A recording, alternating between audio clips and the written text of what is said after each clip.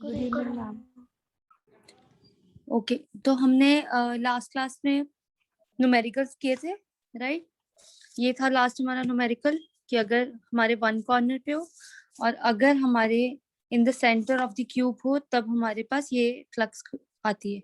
मतलब ये बताने का मतलब था कि अगर आप किसी सिमेट्रिक चार्ज के लिए अगर आप बॉडी भी कंसीडर कर रहे हो तो वो आप कैसी बॉडी कंसीडर करोगे? सिमेट्रिक बॉडी कंसीडर करोगे। मतलब गॉसियन सरफेस जो मैंने कंसीडर किया वो हर तरफ सिमेट्रिक सा था, है ना? बिल्कुल वैसे ही हमने इसको कंसीडर किया। तो अब देखो, आप लोगों को बोला था कि आज हम स्टार्ट करेंगे एप्लीकेशंस ऑफ गॉस थ्योरम, ठीक है, गॉस लॉ की और एप्लीकेशंस ऑफ गॉस थ्योरम। तो उसका एक हिंट बोला था मैंने आप लोगों को कि हिंट होगा हम फ्रॉम फिगर से फ्लक्स कैलकुलेट करेंगे फर्स्ट, ठीक है, और सेकंड हम क्या करेंगे फ्रॉम गॉस थ्योरम, ठीक है। और फ्लक्स क्या था? What is flux? Electric field lines passing through a particular region. Yes, the number of electric field lines passing through particular region. ठीक है, चलो अब हम स्टार्ट करते हैं। ठीक है, तो हम फर्स्ट एप्लीकेशन से स्टार्ट कर रहे हैं। देखिए जरा, अच्छा, अब इन सारी एप्लीकेशंस में हमें फाइंड आउट क्या करना होता है? इलेक्ट्रिक फील्ड, क्योंकि हम जो यूनिट कर रहे हैं वो बेसिकली इलेक्ट्रिक फील्ड वाला ही यूनिट कर रहे हैं। तो हमारे पास अभी तक एक ही मेन फिजिकल क्वांटिटी आई है, दैट इज इलेक्ट्रिक फील्ड। ठीक है, तो अब फर्स्ट एप्लीकेशन है इसकी नंबर 1, और ये सारी बहुत इंपॉर्टेंट है तो मार्क कर लो, ठीक है। और ये सब लर्न करनी भी बहुत ईजी है। और हिंट क्या है? सबसे पहले हम इक्वेशन बनाएंगे फ्रॉम फिगर, और सेकेंड इक्वेशन क्या बनाएंगे हम? बोल दो। From Gauss theorem. फिर वो दोनों इक्वेशंस को, एक को 1 मार्क कर देंगे, एक को 2 मार्क कर देंगे, कंपेयर करेंगे, आंसर आ जाएगा। ठीक है, अब देखना जरा, नंबर फर्स्ट एप्लीकेशन हमारे पास क्या है? Electric field due to uniformly charged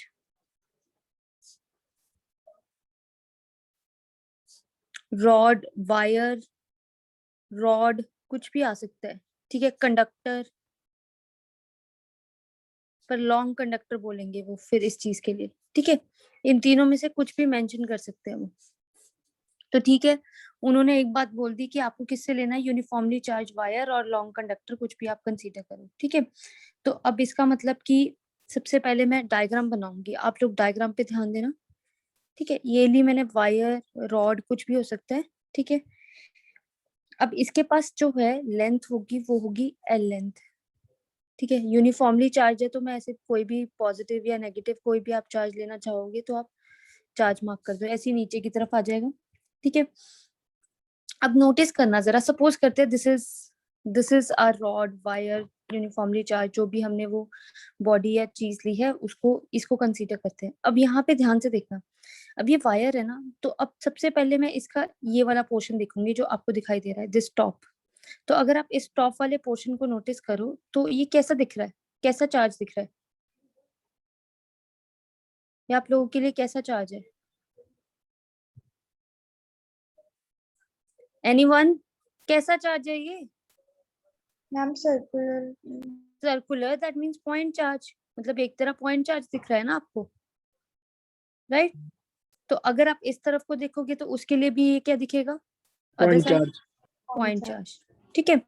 तो अब मैंने आप लोगों को क्या बोला था कि जब भी हम गॉसियन सरफेस बनाएंगे, किसी भी शेप एंड साइज का हो सकता था, वो उसकी प्रॉपर्टी है, पर अगर हम एक्चुअल बॉडीज के लिए कंसीडर किया करेंगे तब हम कोशिश करेंगे कि हम सिमेट्रिक केसेस ले, ठीक है, for due two point charge. तो अब क्या हुआ? ड्यू टू पॉइंट चार्ज जो उसने गॉसियन सरफेस बनाया, तो इस तरफ से अगर मैं देखूं तो ये उसने गॉसियन सरफेस बना दी सिमेट्रिक, ठीक है।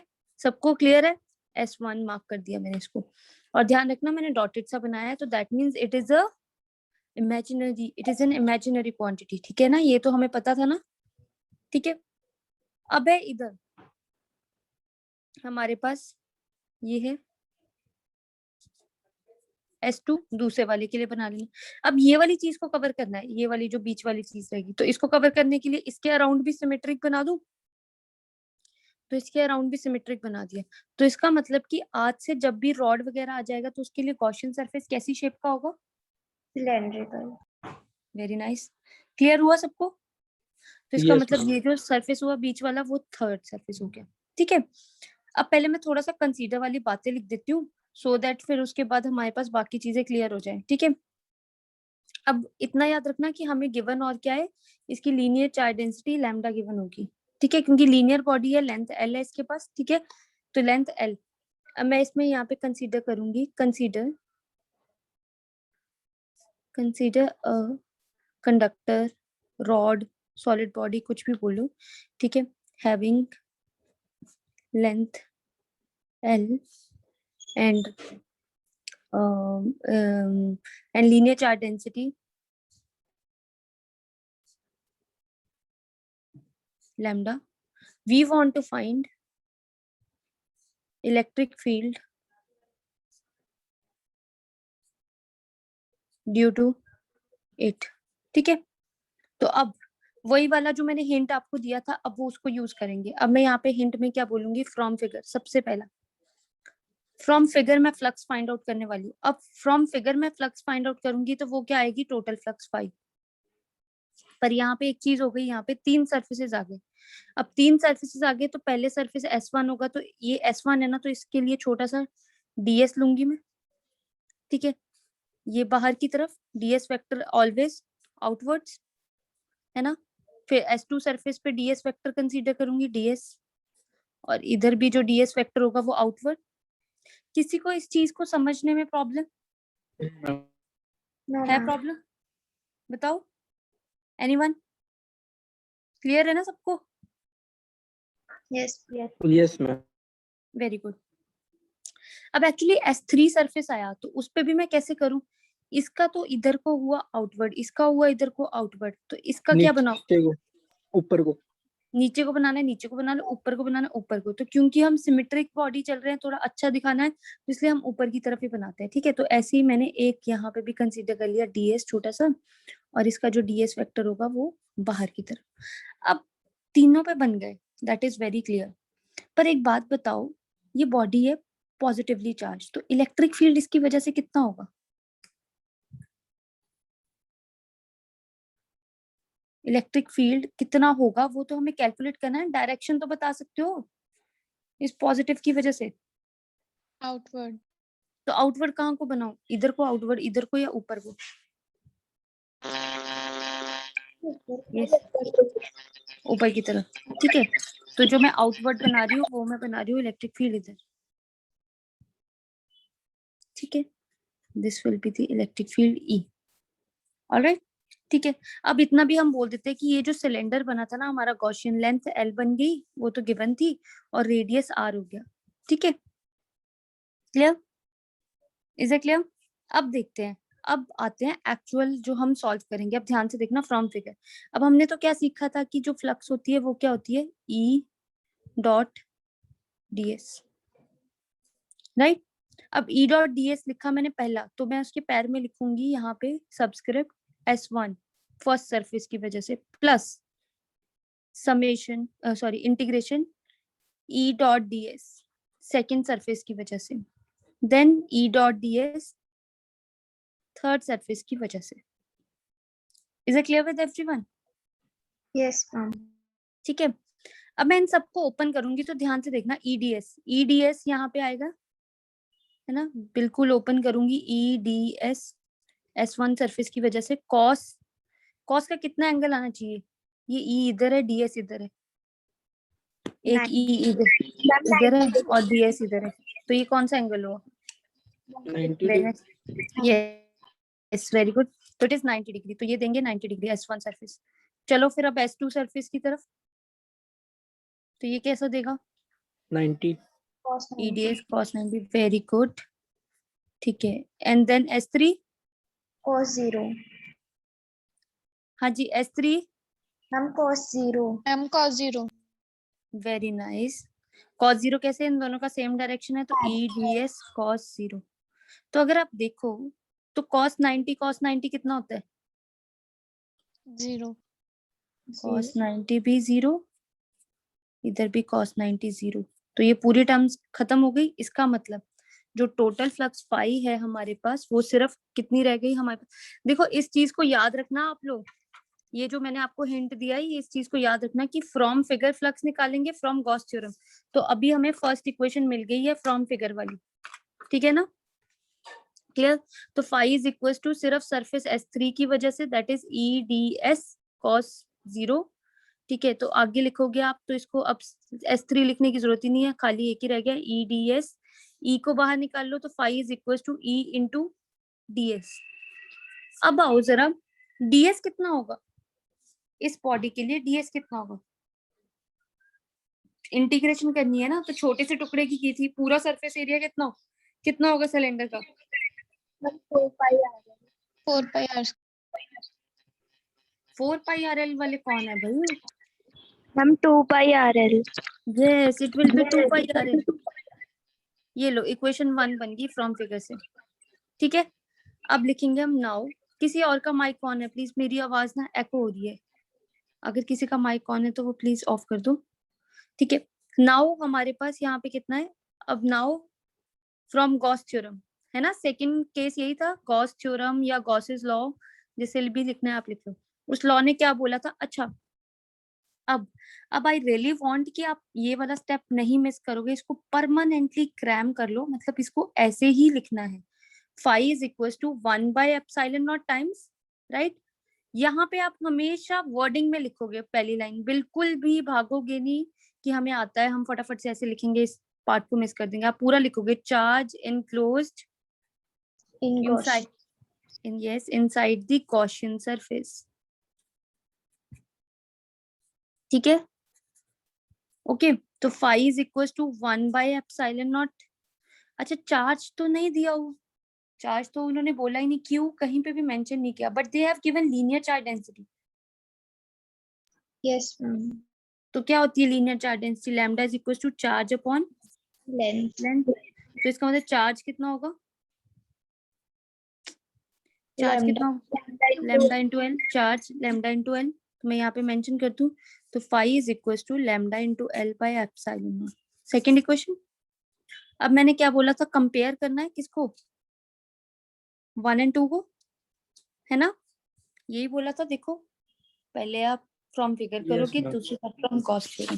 ठीक है, अब यहाँ पे हम फिर से मेंशन करते हैं, लो, कंपेयरिंग 1 और 2, दोनों की इस तरफ देखो फाई है, इसके भी इस तरफ फाई है। ठीक है, तो इधर आ जाएगा E into 2 pi RL is equal to, ये 1 इक्वेशन थी, दूसरी तरफ आ जाएगा lambda L by epsilon naught. L से L कैंसिल। अब बाकी सबको देखना मैं कैसे एडजस्ट करती हूँ। E is equal to 1 by 2 pi आएगा एप्सिलॉन नॉट के साथ, बच गया R, R आएगा लैम्डा के नीचे, है ना? अब ये बना आंसर। अब इसको थोड़ा सा और अच्छा दिखाने के लिए मैं नीचे लिखूंगी मल्टीप्लाई एंड डिवाइड बाय, कौन से नंबर से करूं? Ma'am, 2 से. Very good. Why? Ma'am, 1 by 4 by epsilon naught की वैल्यू फिर आ जाएगी ना 9 into 10⁻⁹. वेरी गुड, हमें 1 बाय 4 पाई एप्सिलॉन नॉट बनाना है ना। ये देखो, 2 से मल्टीप्लाई 2 से डिवाइड, तो आ रहा गया, मतलब कहने का मतलब 2 से मल्टीप्लाई 2 से डिवाइड, ये 2 ऊपर ही रह गया, ये 2 इसके साथ आ गया, 2 into 2 4। Is it clear?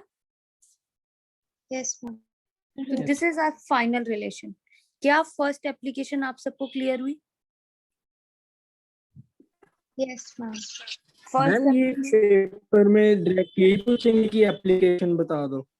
Application बता दो नहीं बोलेंगे, वो आपको बोलेंगे calculate the electric field due to uniformly charged wire. तो फिर आपको पता होना चाहिए कि अरे ये तो गॉस थ्योरम की एप्लीकेशन है। कहीं पे भी हिंट नहीं आएगा आपके पास कि ये गॉस थ्योरम की एप्लीकेशन फर्स्ट बताओ, सेकंड बताओ, थर्ड बताओ।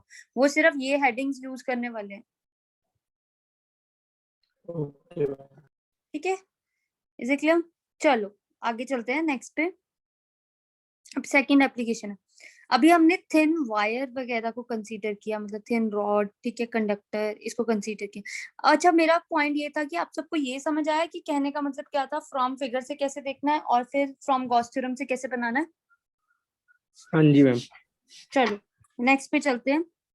अब है शीट। अब जैसे ये वाली शीट है ना, मतलब है ना, ऐसी हम एक शीट कंसीडर करेंगे। अब है सेकंड जो एप्लीकेशन है, वो हमें क्या लर्न करवाती है कि आपको निकालना है electric field due to thin sheet. ठीक है, सेकंड एप्लीकेशन। electric field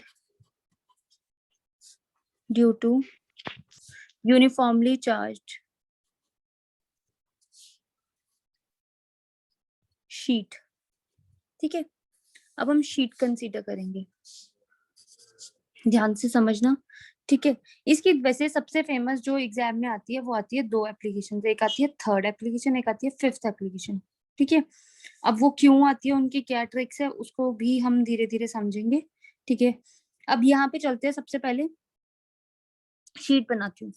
अब ध्यान से देखना, मैं शीट ऐसे नहीं बना रही फ्लैट में, मैं ऐसे आपको विजुअलाइज करवा रही हूँ कि ये शीट की दोनों तरफ आप इमेजिन कर सको। ठीक है, अब क्योंकि ये शीट है, इसके पास सरफेस एरिया, तो इसके पास कौन सी डेंसिटी होगी, क्योंकि चार्ज तो नहीं दे रखा होगा कभी भी, तो इसके पास कौन सी डेंसिटी होगी, इसको क्या बोलेंगे, सिग्मा। अब पहले मैं कंसीडर में बातें सिखाती हूँ सो दैट आप लोगों को क्लियर है। ठीक है, consider sheet having surface charge density sigma and surface area a। Capital लेना है कैपिटल ले लो, स्मॉल लेना स्मॉल ले लो, यहाँ पे a। ठीक है, ds क्यों नहीं है वो बताती हूँ, क्योंकि इसका एरिया a यूज करेंगे हम अभी। ठीक है, अब उसके आगे हमारे पास we want to find, पहली लाइन में कंसीडर होता था, सेकेंड लाइन में हमेशा we want to calculate या find electric field due to it. ठीक है, फिर इसके बाद आ जाएगा फ्रॉम फिगर। अब उसको करने के पहले हम डायग्राम को खत्म करते हैं सबसे पहले। अच्छा, इसका सरफेस एरिया ए बता दिया मैंने, साइड पे रख देती हूँ। अब क्योंकि ये क्या है, एक ऐसी बॉडी है, तो ऐसे ही मैं छोटा सा सिमेट्रिक बनाना पड़ेगा इस तरफ को। ठीक है, इस तरफ को, मतलब ये सेंटर इस तरह मैंने लगाया। जैसे अब अगर ये शीट है ना, तो आपको दोनों चीजें दिखाई दे रही है इसकी, है ना, आगे वाली साइड भी और बैक साइड भी। तो ऐसी हमने कोशिश की है ड्रॉ करने की। तो ये बनाया मैंने इमेजिनरी सरफेसेस। ठीक है, इस तरफ भी है और इस तरफ भी है। ठीक है, क्योंकि ये शीट पॉजिटिवली चार्ज है। ठीक है, कैसे पॉजिटिवली चार्ज ही हम कोशिश करते हैं, लेट करते हैं। ठीक है, हमेशा। तो अब इसके तीन सरफेसेस बन गए, ये बना सरफेस S1, ये बना सरफेस S2, सरफेस S3 इधर की तरफ होगा ऊपर को। ये सेंटर में सर्कल लगाने का मेरा मतलब ये था कि इधर भी है और इधर भी आपको दिखाई दे रहा है। ठीक है, ये बना बीच में सरफेस S3। अब इसकी वजह से जो छोटा सा ds आएगा वो आएगा इस तरफ को ds वेक्टर। अब इसकी वजह से जो छोटा सा ds आएगा वो आएगा इस तरफ को ds वेक्टर, है ना, और इसकी वजह से जो छोटा सा ds आएगा वो आएगा इस तरफ को ds vector. Is it clear सबको? Yes ma'am. अब इलेक्ट्रिक फील्ड बता दो मुझे, अगर आप लोगों ने ये बता दिया तो it would be very nice. Electric field, क्योंकि शीट अब ध्यान से देखना, पिछले वाले में ये चार्ज बॉडी थी तो इसका इलेक्ट्रिक फील्ड बाहर की तरफ, अब ये शीट है। ठीक है, अब जो ये शीट है ये यूनिफॉर्मली चार्ज है, तो इसका इस तरफ को भी होगा, इस तरफ को भी चार्ज होगा। तो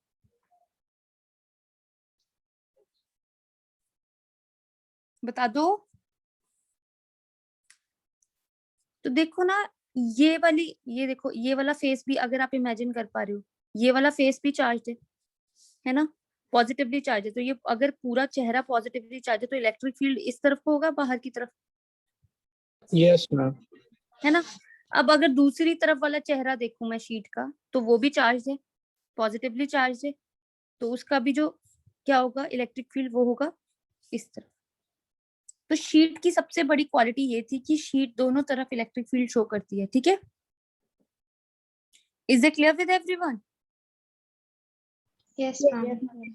ठीक है, अब चलो from figure total flux phi निकालनी है। ठीक है, with surface S1 E dot ds plus surface S2 E dot ds plus surface S3 E dot ds। Got it? अब जरा देखो S1 पे इन दोनों के बीच में angle EDS cos 0 0 0 yes S2 EDS cos वो जीरो। देखो Zero. कितनी बड़ी ब्लंडर हुई, डॉट प्रोडक्ट जैसे ही निकालोगे वेक्टर नहीं आना चाहिए, ठीक है, cos 0 S2। और लास्ट वाले के लिए EDS cos 90. 90। 90, ठीक है S3। तो ये हो गया आपके पास cos 90 0 है ना, और ये क्या बन गया EDS है ना। तो इसका मतलब कि नेक्स्ट पेज पे चलते हैं हम, ठीक है। तो अब हमारे पास क्या आया, phi is equal to S1 की वजह से EDS cos 0 1 होता है, इसलिए मैं उसको नहीं लिख रही। मैम ये cos 90 cos 0 पता कैसे चलता है? ये किसका क्वेश्चन है, सॉरी मुझे पता नहीं चला। मैम महक। हाँ जी महक, यहाँ पे देखना जरा ध्यान से, अभी पिछली डायग्राम से भी हम रिलेट कर लेते हैं क्योंकि आपने पॉइंट मिस कर दिया। अब ये देखो, सबसे पहले मैं सरफेस S1 की बात करूंगी ना, तो मैं सरफेस S1 को ही देखूंगी। S1 का DS ये रहा ना, इस तरफ को पड़ा है, ठीक है। जो जनरल इलेक्ट्रिक फील्ड है वो इस सरफेस के लिए एक ही है, तो वो यहाँ पे है। तो अगर मैं देखूं फॉर S1 सरफेस के लिए EDS की डायरेक्शन क्या हुई, एंगल कितना आया, 90 डिग्री। तो मैंने क्या लिखा है, 90। अब फटाफट से इसको देखना। S2 के लिए DS बाहर की तरफ, E इधर, तो इन दोनों के बीच में एंगल कितना, 90। और मैम 0 S3 वाला कैसे पता चलेगा? हाँ ये देखो S3 है ना, तो DS इस तरफ को, ये इस तरफ को, जब भी दो पैरेलल आते हैं सेम डायरेक्शन में होते हैं तो उनको बोलते हैं 0 डिग्री। अगर दो पैरेलल आते हैं पर एंटी क्लॉकवाइज होते हैं, देखो जी, अगर तो ऐसे बने हैं तो इसको बोलते हैं 0 डिग्री एंगल, इसको बोलते हैं, अगर ऐसे हो गया तो 180 डिग्री एंगल। क्योंकि कहने का मतलब अगर मैं उठा के ये दो वेक्टर्स को एक के ऊपर एक रखूंगी तो ये एक ही लाइन में आएंगे 0। अगर मैं इन दोनों वेक्टर्स को उठा के ऐसे रखूंगी तो ये दोनों एक दूसरे के बीच में कितना बनाएंगे, 180 degree. Is that clear, yes clear है? यस। ओके अब यहाँ पे आते हैं। तो इस वाले में आपको यहाँ पे प्रॉब्लम आई थी, तो देखो इन दोनों के बीच में 0 पता लग गया, सेम डायरेक्शन 0। अब ये DS इस तरफ को है, थर्ड वाले के लिए कोई भी एक इलेक्ट्रिक फील्ड ले लो, इधर वाला या इधर वाला, तो ये बना रहे हैं पूरे एग्जैक्टली 90 डिग्री, तो इसलिए उन्होंने S3 के लिए 90 डिग्री दे दिया। Got it? मैम जो थर्ड वाला DS है वो शीट के ऊपर है। नहीं, एक्चुअली क्या होता है कि वैसे तो हम बोलेंगे कि बिल्कुल कम थिकनेस है, पर जैसे अगर मैं ये इतनी थिकनेस कंसीडर करूंगी, अगर मैंने इतनी थिकनेस कंसीडर की तो इसका भी तो कुछ बनता है ना सरफेस एरिया ऊपर वाले की तरफ, मतलब कुछ ना कुछ तो थिकनेस होगी। मैं अपनी तरफ से शीट ले रही हूँ, पर हमें नहीं ना पता कि कोई भी शीट के लिए अब वो इम्प्लीमेंट कर सकता है। गॉस ने तो एक जनरल रूल बना दिया, कल को वो किसी भी शीट के लिए किसी भी उसके लिए वो कंसीडर कर सकते हैं, तो उसकी कुछ ना कुछ थिकनेस तो होगी ना। तो अगर मैं आपको दिखा सकूं तो ये कुछ इस तरह से बता रहा है। Got it? इस वाले सरफेस के लिए बन गया, इस वाले सरफेस के लिए बन गया, है ना। अब ऊपर वाला सरफेस है तो उसके लिए ये बना, मतलब ऐसे ऊपर की तरफ आपको थिकनेस दिखाई देगी। अब क्लियर है Isha? Yes ma'am. Got it? तो इसीलिए वो इसके ऊपर ऐसे बनाया है मैंने। सबको क्लियर है? Yes ma'am. चलो नेक्स्ट पे चलते हैं। अब इन दोनों की वजह से हमने लिखा तो इसका cos 0 आ गया था, इसको लिखने की जरूरत नहीं है, cos 0 1 होता है। अच्छा तो दोनों सरफेसेस का सेम ही है तो, है ना, तो फिर हम ट्वाइस कर दें, ट्वाइस EDS, है ना। E को बाहर निकालते हैं और DS कितना है, अब पूरा शीट का पता नहीं है ना कौन से लेंथ की शीट है, क्योंकि स्क्वायर है तो कौन से उसकी शीट है, कुछ नहीं बोला हुआ, पर उन्होंने जनरली स्टार्टिंग में हमें क्या बोल दिया था कि इसका जो टोटल सरफेस एरिया होगा वो कितना होगा, A। तो हम जो सरफेस एरिया उसको कितना लिखेंगे, A। तो हम यहाँ पे लिख देंगे phi is equal to 2E into A। बन गई एक इक्वेशन, ठीक है। अब क्या करेंगे हम, अब same now from Gauss's law, from Gauss, ठीक है, हाँ, 1/epsilon times into charge enclosed inside the पूरी लाइन गॉसियन सरफेस, ठीक है, properly phi is equal to 1/epsilon। अच्छा अब मुझे फिर से, मुझे नहीं दे रखा, मुझे चार्ज नहीं दे रखा, तो इसका मतलब वी नो, हमें क्या पता है, sigma is equal to charge over area. Area तो चार्ज कितना आएगा, सिग्मा इंटू एरिया। तो इसका मतलब ये कितना बन जाएगा, sigma into area, equation number 2, है ना। कंपेयर कर दे, हाँ जी एवरीवन, कंपेयरिंग 1 and 2, है ना।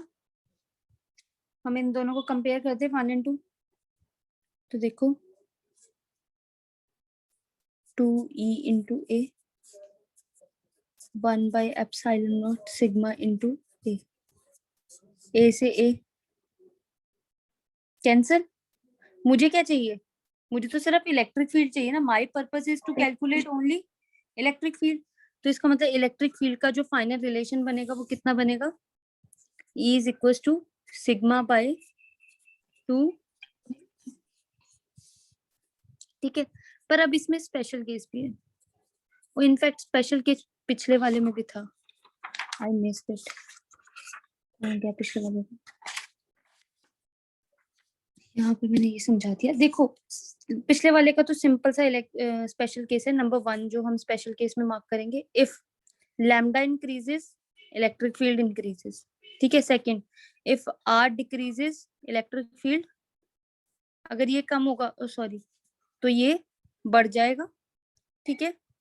अगर ये बढ़ेगा तो ये भी बढ़ जाएगा। तो मतलब हमारा पर्पस क्या रहेगा कि अगर आपको कल को इलेक्ट्रिक फील्ड इंक्रीज करना है तो आप इस फॉर्मूला से क्या क्या इंक्रीज करोगे, या हम उसकी लीनियर चार्ज डेंसिटी इंक्रीज कर देंगे, either we will reduce the distance. Clear है। Yes ma'am. मैम इसमें एप्लीकेशन में स्पेशल केस लिखना जरूरी है?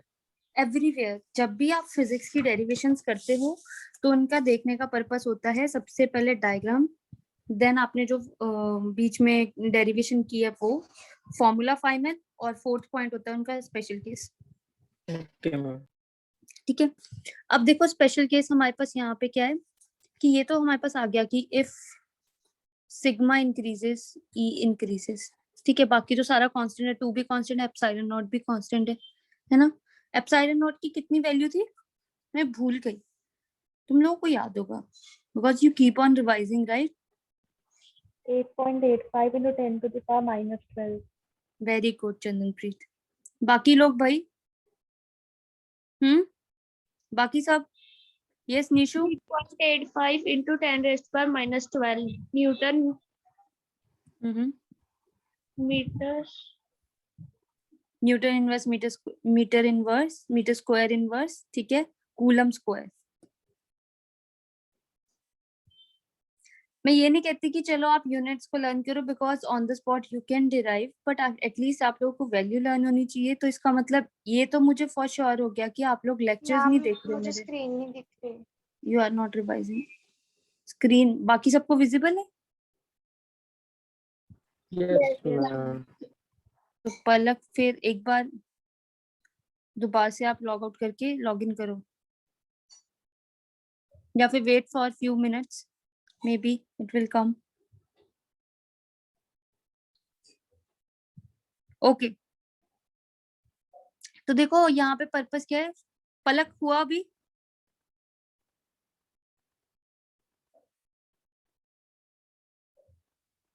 चलो यहाँ पे हम देखते हैं सिग्मा इंक्रीज्ड, तो ये भी हमारे पास इंक्रीज।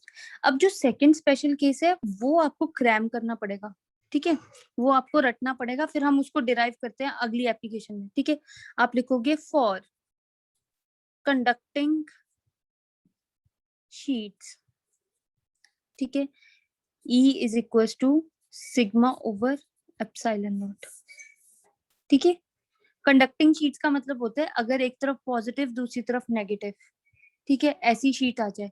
अभी तो मैंने ऐसी शीट ली थी ना यूनिफॉर्मली चार्ज, मतलब पूरी पे पॉजिटिव चार्ज हो। अगर कल को ऐसे आ गया कि एक तरफ उसके पॉजिटिव और एक तरफ नेगेटिव, तब आपके पास कैसा रहेगा, उसका आंसर क्या होगा, सिग्मा बाय एप्सिलॉन नॉट, ठीक है। क्लियर, मतलब उसका हाफ हो जाता है। Yes ma'am. Got it? तो यहाँ तक हमें क्लियर हो गया। अब आते हैं थर्ड एप्लीकेशन पे, which is very very very very very important.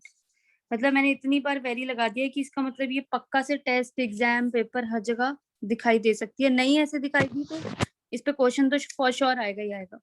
ठीक है, तो अब चलते हैं हम लोग, और जो वो एप्लीकेशन आएगी हमारे पास थर्ड वाली, वो application is related to the second application. तो सेकेंड एप्लीकेशन का फाइनल आंसर याद कर लो, फिर तुम लोग कल को मुझे बोलोगे। तो फाइनल आंसर क्या है? Repeat after me. Sigma over 2 epsilon naught E is equals to sigma over Sigma upon 2 epsilon naught. है ना। तो आई होप सबको क्लियर है यहाँ पे। अच्छा, तो जो ये एप्लीकेशन होगी, ये एप्लीकेशन का जो थर्ड एप्लीकेशन है ये इंपॉर्टेंट भी है, और ये आती पता कैसे है कि इसका स्पेशल केस डिस्कस करना है आपको। आपको डेरिवेशन नहीं, वो स्पेशल केस पे क्वेश्चन डालते हैं। तो वो स्पेशल केस कैलकुलेट करने के लिए you need to derive the derivation. ठीक है ना, पूरा रिलेशन आपको फाइंड आउट करना पड़ेगा उस स्पेशल केस को करने के लिए। Is it clear? अब चलते हैं हम लोग आगे। ठीक है, तो थर्ड एप्लीकेशन है and it is very very very very very important. ठीक है, तो to find the electric field due to two parallel sheets। ठीक है, मैं कोशिश करूंगी कि मैं इसी पेज पे लिखूं थोड़ा छोटे छोटे, सो दैट आप लोगों को क्लियर है। ठीक है, अब उन्होंने बोला कि 2 पैरेलल शीट्स रखनी है। अब सबसे पहले मैं आप लोगों को दिखा दूं कि वो पैरेलल शीट्स रखनी कैसे है। ठीक है, यहाँ पे हमारे पास स्पेस है। देखो, पैरेलल शीट्स वो रखनी कुछ इस तरह से है। एक शीट है ना, ये बनी दूसरी शीट। ठीक है, ऐसी रखोगी तो पैरेलल शीट्स। अभी तक हमने एक शीट की थी, अब 2 पैरेलल शीट्स आ गई। अब 2 पैरेलल शीट्स रखी तो इसका मतलब 3 रास्ते, 3 रीजन बने, मतलब 3 जगह बनी जहां पे हमें कैलकुलेट करना पड़ेगा। एक रीजन इस तरफ पूरा है ना, सेकंड रीजन इन दोनों शीट्स के बीच में, और तीसरा रीजन इस वाली के राइट साइड में। Is it clear? yes है ना, चलो now let me just make. ठीक है, मैंने ये शीट बनाई है, पर मैं यहाँ पे ऐसी शीट्स नहीं बनाऊंगी, मैं सिर्फ 2 पैरेलल लाइंस लगाऊंगी। अब आप लोग इतना इमेजिन करने लगे कि ये क्या है, शीट है। तो अगर आप इस वाली शीट को भी ऊपर से देखोगे तो आपको एक लाइन दिख रही है ना, पर अगर मैं इसको टेढ़ा दिखाऊंगी तो देखो आपको शीट दिख रही है। Is it clear? तो मतलब दिस इज माय पर्पस। अब ये 2 शीट्स है, तो पहली वाली शीट के पास जो चार्ज डेंसिटी होगी, सरफेस चार्ज डेंसिटी होगी, वो होगी सिग्मा 1। सेकंड वाली शीट के पास होगी सिग्मा 2। फर्स्ट वाली शीट का नाम 1 रख लेते हैं, सेकंड वाली शीट का नाम 2 रख लेते हैं। फर्स्ट रीजन को 1 दे देते हैं, सेकंड रीजन 2, ठीक है, and third region 3। Got it? 3 region बन गए। अब क्योंकि हम हर चीज में या हर वो जो पॉइंट होता है जहाँ पे हमारा होता है वो पी पॉइंट होता है ना, तो पी पॉइंट एक यहाँ पे, पी पॉइंट एक यहाँ पे और पी पॉइंट एक यहाँ पे, अलग अलग केसेस डिस्कस करेंगे। ठीक है, तो अब पूरी लाइन ऐसे लिख देते हैं, consider 2 sheets having surface charge density sigma 1 and sigma 2 respectively। ठीक है, we want to find electric field due to it। अब मैं सबसे पहली हेडिंग दूंगी इन रीजन 1। अब इसमें कोई वो रूल नहीं है। अच्छा, ये वाली एप्लीकेशन में फ्रॉम फिगर और ऐसा कुछ नहीं है, इसमें सारा कुछ फ्रॉम फिगर ही चल रहा है। ठीक है, इसमें गॉस थ्योरम वाला नहीं है, डायरेक्टली हम सब्स्टिट्यूट कर रहे हैं, क्योंकि इट इज काइंड ऑफ पिछले वाले में डिराइव किया हुआ है रिलेशन, उसको ही उठा के यहाँ पे यूज कर रहे हैं। पर अब मैं ना यहाँ पे ना एक छोटा सा हिंट लिखवाती हूँ। आपने कभी भी ना, ये मतलब ये हमारी ट्रिक है, आपने कभी भी इसको पेपर में नहीं लिख के आना। दोबारा से मैं मेंशन कर रही हूँ कि मैं आपको यहाँ पे ट्रिक लिखवा रही हूँ। ठीक है, बिल्कुल वैसी ट्रिक है जैसे हमने पिछले पूरी डेरिवेशंस की। ठीक है, आप लोग से आसानी से सॉल्व होगी, पर आप वो डेरिवेशन में ये तो ना लिख के आओगे कि इनको डिराइव करने के लिए हमें एक हिंट सिखाया गया है ना। सिमिलरली इस वाले को सॉल्व करने के लिए देयर इज अ हिंट। ठीक है, आप उस हिंट को मतलब हम उस हिंट को लिखेंगे, हम उसको यूज करेंगे, बट आप कभी भी उसको एग्जाम किसी भी टेस्ट पेपर कहीं पे भी मेंशन नहीं करोगे। But right now if you are writing in your notebook, तो आप उस हिंट को जरूर लिखोगे, क्योंकि अगर आपको वो हिंट कभी याद नहीं रहा तो इसका मतलब आपसे ये सॉल्व नहीं होगी। ठीक है, तो अब मैं सीधा बोल रही हूँ कि लेट किया हुआ है मैंने, ठीक है, ये हिंट है हमारे पास कि let the electric fields going left, जितने भी electric fields left of the sheet जाएंगे, कोई भी शीट ले लो 1 2, वो सारे होंगे नेगेटिव, ठीक है। जितने भी शीट के लेफ्ट की तरफ मतलब इधर की तरफ, ठीक है, इधर की तरफ, this will be the right और ये हो गया लेफ्ट। तो अगर जो लेफ्ट की तरफ जाएंगे वो सारे इलेक्ट्रिक फील्ड्स को मैं क्या लूंगी, नेगेटिव, अदरवाइज जो सारे राइट की तरफ जाएंगे पॉजिटिव, ठीक है, मतलब जो राइट वाले होंगे वो क्या होंगे, पॉजिटिव। अदरवाइज लिखने का मतलब होता है कि उससे उल्टी चीज। क्या ये बात सबको क्लियर है? मैम सरफेस के बाद का लिखा है CD मतलब। अरे चार्ज डेंसिटी में मतलब उसको शॉर्ट कर रही थी क्योंकि मैंने वर्बली बोल दिया। Consider two sheets having surface charge density sigma 1 and sigma 2 respectively. We want to find electric field due to it. ठीक है, हिंट Yes, हिंट ma'am. समझ आया? मतलब जो मैं समझा रही हूँ पहले उस चीज पे फोकस करो ना, मतलब दिस इज माय पॉइंट। मतलब थर्ड डायरेक्शन में नेगेटिव आएगा ना, पॉजिटिव मतलब।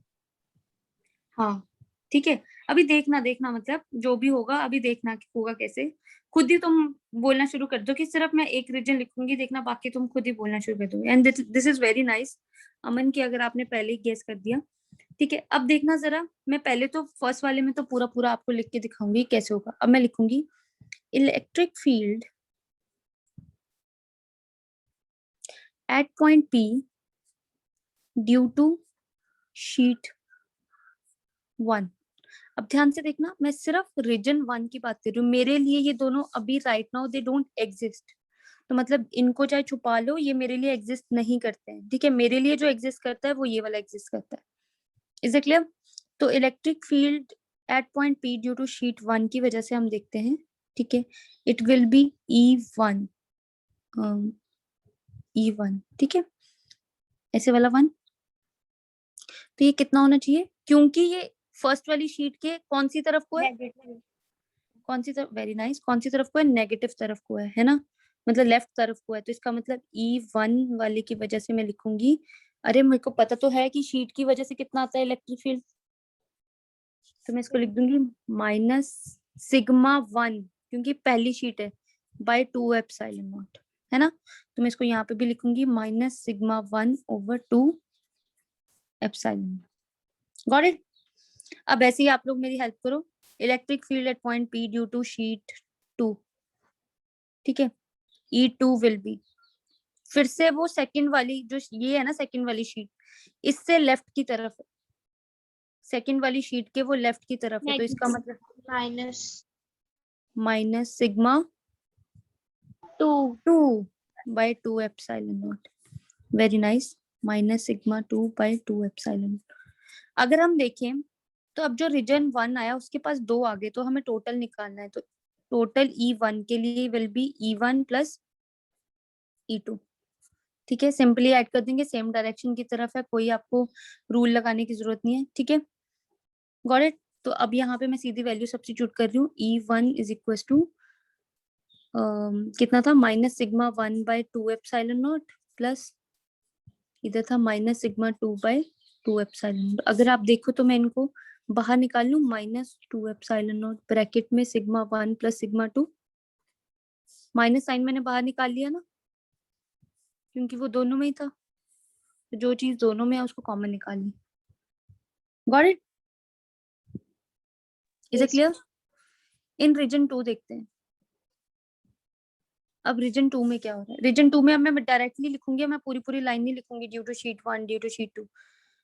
अब रीजन 2 में अगर आप लोग ऑब्जर्व करो, ठीक है एवरीवन, अगर रीजन 2 में आप ऑब्जर्व करो तो शीट 1 की वजह से, शीट 1 की वजह से आज P पॉइंट कौन सी तरफ को बैठा है, राइट साइड, तो इसका मतलब इसका इशारा कहाँ जाना चाहिए, पॉजिटिव। मतलब राइट की तरफ, है ना, मतलब जाना भी ये राइट की तरफ चाहिए। तो E1 is equal to sigma 1 by 2 epsilon naught, ठीक है, और सिग्मा 2 से P पॉइंट कहाँ पे, लेफ्ट साइड लेफ्ट पे ही है, तो इसका कितना आएगा, minus sigma negative by negative, है ना। तो अब मैं फटाफट इसके लिए टोटली लिख दूं, मतलब E1 आया था आपका यहाँ पे सिग्मा 1/2 एप्सिलॉन नॉट, और E2 जो आपका आया वो आया माइनस सिग्मा 2/2 एप्सिलॉन नॉट। ठीक है, E2 जो है that is this 1/2 epsilon not sigma 1 minus sigma 2।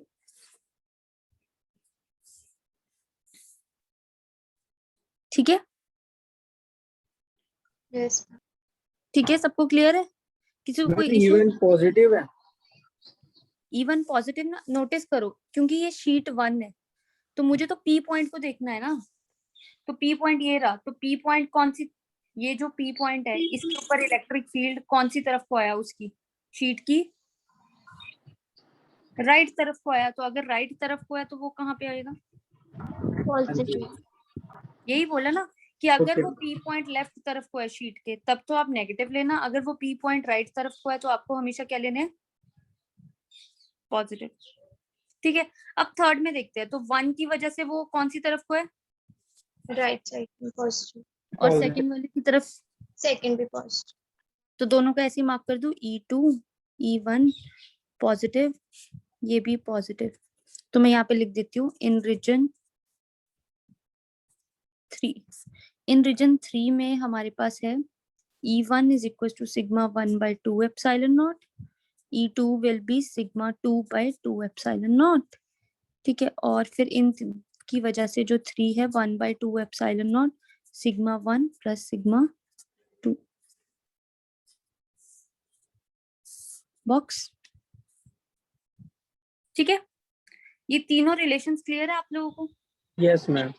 देखो इट इज वेरी इंपॉर्टेंट, बस अब ये है कि ये सारी चीजें आपको वर्ड्स में लिखनी है, इसलिए ये थोड़ी डेरिवेशन 2-3 पेजेस की हो जाती है। मैंने ऐसे ही आपको जल्दी जल्दी में फिनिश करवा दिया। आपने पूरी पूरी लाइंस लिखनी है, electric field due to this in 1, फिर आप ऐसे कैलकुलेट करोगे, फिर इस वाले के लिए, फिर इसके लिए, फिर इसके लिए, फिर ऐसे ही, फिर ऐसे ही, फिर ऐसे ही, फिर ऐसे ही। ठीक है, अब जो इसका स्पेशल केस आता है उसको डिस्कस करते हैं। इन रिलेशंस को प्लीज आप सामने ही रखो और हम स्पेशल केस को देखते हैं। ठीक है, अगर मैंने, पहले आप लोग मुझे एक्सप्लेन कर दो, पहले आप लोग मुझे बता दो कि कैसे करना है। देखो, अगर उन्होंने स्पेशल केस में बोला कि let us consider let us consider the charge density of the two sheets, ध्यान से सुनना, I am repeating, let us consider the charge density of the two sheets being equal and opposite, then what will be the electric field in the respective regions? अब इसको कोई मुझे समझा दो, explain कर दो, बस सिंपल, और मुझे कुछ नहीं चाहिए। दोबारा से रिपीट कर रही हूँ, ऐसे ही बोल रही हूँ मैं, मतलब रैंडमली, कि उन्होंने बोला let us consider the charge densities will be equal and opposite, right? Then what will be the electric field in the 3 different regions? Ma'am first में 0 हो जाएगा, सेकंड में भी 0, मैम थर्ड में डबल हो जाएगा। थर्ड में डबल, फर्स्ट में 0, सेकंड में भी 0। ठीक है, अभी ऐसे ही रखना, ठीक है आप लोग। अब पहले उन लोगों को समझाते हैं कि जिनको पहले जो मैंने बोला वो नहीं समझ आया, उसको समझते हैं। अभी ये गर्ल सही नहीं है, ठीक है, इन लोगों ने भी गलती की है, स्पेशल केस। और इसी पे क्वेश्चन आता है, इसी पे क्वेश्चन आता है कि जो आपके एग्जाम में आएगा वहां पे लिख के आएगा derive an expression for the parallel sheets having equal and opposite charge densities. तो that means they are asking you to calculate or derive first relations and then discuss this in the special case। ठीक है ना, वो आपको पहले बोल रहे हैं कि आप रिलेशंस डिराइव करो, फिर उसके बाद स्पेशल केस को डिस्कस करो। इक्वल एंड ऑपोजिट का मतलब है चार्ज डेंसिटी, ये हुई फर्स्ट शीट, ये हुई सेकंड शीट। इसका मतलब है पहले वाले पे पॉजिटिव रख लो और दूसरे वाले पे नेगेटिव रख लो, मतलब मैग्नीट्यूड सेम रहना चाहिए। ये रहे 3 रीजन, 1 2 3। इलेक्ट्रिक फील्ड यहाँ पे देखते हैं, इलेक्ट्रिक फील्ड यहाँ पे देखते हैं और यहाँ पे देखते हैं। तो इतनी मेहनत करने की जरूरत नहीं है, हमने पहले से ही रिलेशंस निकाल लिए हैं, मैं उनमें डायरेक्टली सब्स्टिट्यूशन कर दूं। E1 का जो रिश्ता था, खैर मुझे यहाँ पे याद है, आप लोग देख लो, ठीक है, वो कुछ ऐसे था सिग्मा 1 प्लस सिग्मा 2। ठीक है, किसी को नहीं विश्वास या भरोसा तो वो देख ले। ठीक है, तो यहाँ पे है हमारे पास, गॉट इट। तो अब E1 जो है, ठीक है, -2/ε0 ऐसे रहेगा। एक तो थी सिग्मा 1, क्या बन गया आज प्लस सिग्मा, जो दूसरी थी वो क्या बन गई, प्लस ब्रैकेट में माइनस सिग्मा, दोनों का इक्वल है बट ऑपोजिट है। तो इसका मतलब ये क्या हो गया, 0, तो E1 विल बी 0। तो इसका मतलब E1 will be, first reason में जो इलेक्ट्रिक फील्ड आया वो कितना आ गया, 0। अब rather than discussing second I will discuss third first, ठीक है। थर्ड वाले के लिए जो रिलेशन था वो था 1/2 epsilon not sigma 1 plus sigma 2, ठीक है। उसके लिए भी सेम, थर्ड वाले के लिए 1/2 एप्सिलॉन नॉट, एक प्लस की सिग्मा है एक माइनस की सिग्मा है, कैंसिल कर दो, 0 आ गया, E3 विल बी 0। अच्छा मेरी स्पीड फास्ट तो नहीं है, किसी को कोई problem? No ma'am. Is it okay with everyone? सबको समझ आ रहा है? Yes yes ma'am. Ma'am. Nishu, is it clear with you?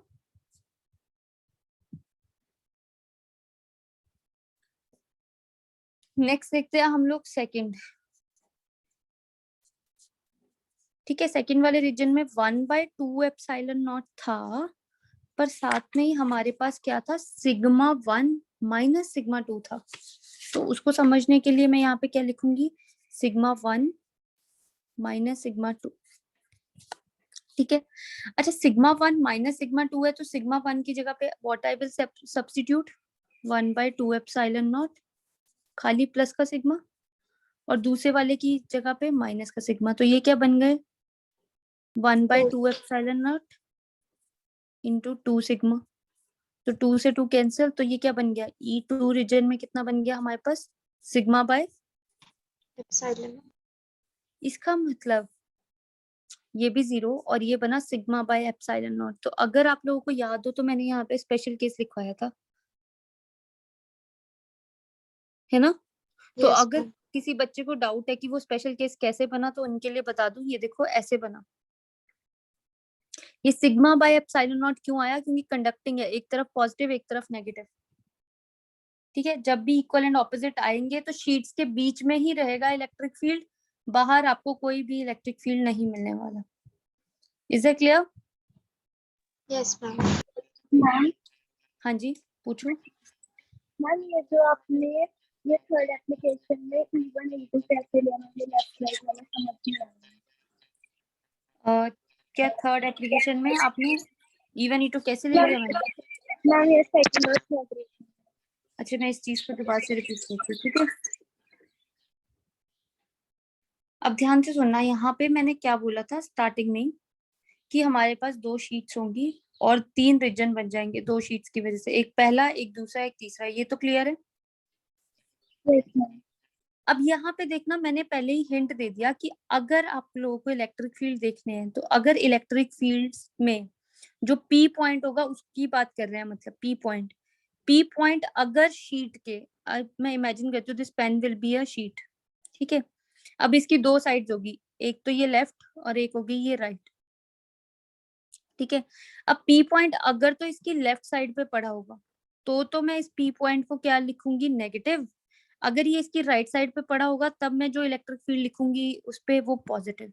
अब ऐसे ही हुआ, जब मैंने फर्स्ट वाली के लिए लिया तो P पॉइंट फर्स्ट वाली की वजह से E1 नेगेटिव, क्योंकि ये उसकी लेफ्ट साइड पे था, ठीक है।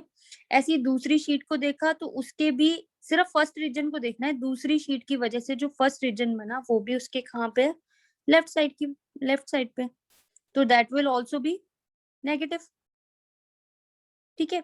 अब दोनों ये नेगेटिव आ गए, वहां से मैंने रिलेशन डिराइव कर दिया। अब सेकंड वाले में आते हैं। सेकंड वाले में जब मैंने देखा फर्स्ट वाले की वजह से, तो क्योंकि मेरी शीट ये पड़ी है ना, देखो उसके इस तरफ को, तो ये वाला था ना, तो इसके राइट की तरफ P पॉइंट आ गया, तो इसके राइट की तरफ अगर P पॉइंट आया तो इट इज पॉजिटिव। पर जो सेकंड शीट है, जो दूसरी शीट है, उसके P पॉइंट फिर भी अभी भी लेफ्ट की तरफ है, तो उसकी वजह से अभी भी नेगेटिव। और जब थर्ड के लिए आए तो दोनों की तरफ से क्या आया, पॉजिटिव की तरफ, मतलब दोनों की राइट की तरफ आया, तो then it is positive. Is it clear? Yes Anchal अभी पता चला कैसे आया 1 2? ये हमने हिंट लिया है, ये कहीं पे भी किसी भी डेरिवेशन में लिखा नहीं होगा, पर आप लोगों ने लर्न करते हुए जब आप नोट डाउन कर रहे हो, जब भी आप डिराइव कर रहे हो, तो आप ये लिखोगे। अगर by any chance if I send you notes, ठीक है, पूरे यूनिट के, ठीक है, तो उसमें भी शायद से लिखा होगा, तो पर फिर भी आप लोग यहाँ पे मेंशन कर लो कि जब भी वो आएगा तो हम लोग वहां पे नोट डाउन करेंगे। मैं वैसे बीच में भी आप लोगों को रिमाइंडर्स देती रहूंगी, but still, is it clear? सबको क्लियर हुआ ये रिलेशन? Yes ma'am. अब पता चला कि वो इक्वल एंड ऑपोजिट का क्या मतलब हुआ। इक्वल एंड ऑपोजिट का मतलब होगा, देखो रखो डेंसिटी वही, बस चार्ज अलग अलग दे दो। अच्छा, इससे कोई फर्क नहीं पड़ता, कई बच्चे बोलेंगे हम तो पहली वाली को नेगेटिव सिग्मा देंगे, तो इससे कोई फर्क नहीं पड़ता। You want to mark minus sigma to the first one, please do that. ठीक है, कोई फर्क नहीं पड़ेगा, हमारे रिलेशंस बिल्कुल वैसे के वैसे ही रहेंगे। ठीक है, बस हमारे पास यहाँ पे क्या होगा, फिर वो नेगेटिव में आंसर आ जाएगा, पर हम कोशिश करते हैं कि कंडक्टिंग है तो उसका पॉजिटिव ही रहे, तो बस हम उसके लिए पहले वाले को पॉजिटिव रखते हैं। I hope it is clear with everyone now. Yes ma'am. ठीक है, now we are left with 2 applications only. ठीक है, और वो दोनों एक जैसी दिखती हैं और इन सबसे डिफरेंट है। ठीक है, तो आप लोगों को मैं एक रिक्वेस्ट करूंगी कि ये तीनों तो आप लोगों को समझ आ गई, इसको पढ़ के भी आना, बट मैंने एक proof of the Gauss theorem करवाया था आपको, याद होगा वो सबको? Yes ma'am. है ना, ये रहा प्रूफ, है ना, प्रूफ करवाया था आपको गॉस थ्योरम का। तो इस प्रूफ को मैं रिक्वेस्ट करूंगी कि आप प्लीज पढ़ के आना, आप प्लीज इसको मतलब ये वाला लेक्चर एक बार देख के आना, लास्ट वाला पार्ट। ठीक है, क्योंकि जो नेक्स्ट क्लास में हम डिस्कस करने वाले हैं वो ऑलमोस्ट इसी के बेसिस पे, ठीक है, उसमें ये वाली बातें यूज हो रही हैं बार बार, तो मैं डायरेक्टली वहां पे ड्रॉ करूंगी, फिर आप लोगों को नहीं पता चलेगा। Got it? Yes ma'am. ठीक है, तो फिर अब बाकी हम नेक्स्ट क्लास में वो दोनों एप्लीकेशंस करते हैं। ऑलराइट, ठीक है, थैंक यू। किसी को कोई प्रॉब्लम तो नहीं है ना अभी तक? तीनों एप्लीकेशंस क्लियर है? हाँ जी, boys and girls? Yes ma'am. Yes, ma'am. Very good. Aman, is it clear? चलो ठीक है, all right then, thank you. Thank you. Thank you ma'am.